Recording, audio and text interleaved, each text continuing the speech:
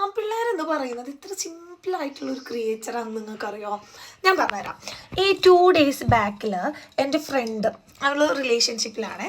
അപ്പോൾ അവളെ ചെറുക്കൻ്റെ അടുത്ത് ചോദിക്കുകയാണേ, ഓപ്ഷണൽ ക്വസ്റ്റ്യൻസ് മിക്ക റിലേഷൻഷിപ്പിലുള്ള ആൾക്കാർ കേട്ടിട്ടുണ്ടാവുന്ന ചോദ്യമാണ്, നിനക്ക് അത് വേണോ ഇത് വേണോ എന്ന്. ഇവൾ ചോദിച്ച ചോദ്യം എന്താണെന്നറിയാമോ?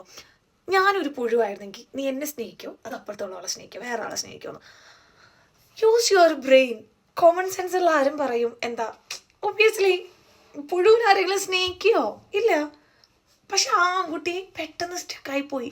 ഇതിലിപ്പോൾ ഏത് ചൂസ് ചെയ്യും? റിയൽ ഹ്യൂമൺ ആയിട്ട് ബിഹേവ് ചെയ്തിട്ട് ഉത്തരം കൊടുത്താൽ അതും പ്രശ്നമാണ്, ഇനി ഇവളെ തന്നെ ചൂസ് ചെയ്യുമെന്ന് പറഞ്ഞാൽ അതും പ്രശ്നമാണ്.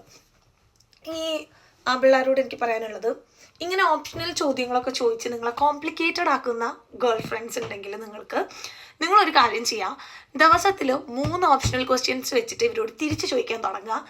അത് എന്തും ആവാം. നിങ്ങൾ വേണമെങ്കിൽ നിങ്ങൾക്കറിയാം, നിങ്ങൾ ആദ്യമേ എക്സ്പെക്റ്റ് ചെയ്യണം ഇവരിതിന് എന്തെങ്കിലും ആൻസർ പറയുന്നു. അതെന്ത് പറഞ്ഞാലും നിങ്ങളത് അക്സെപ്റ്റ് ചെയ്യാൻ തയ്യാറാവാതെ ചോദിക്കുക.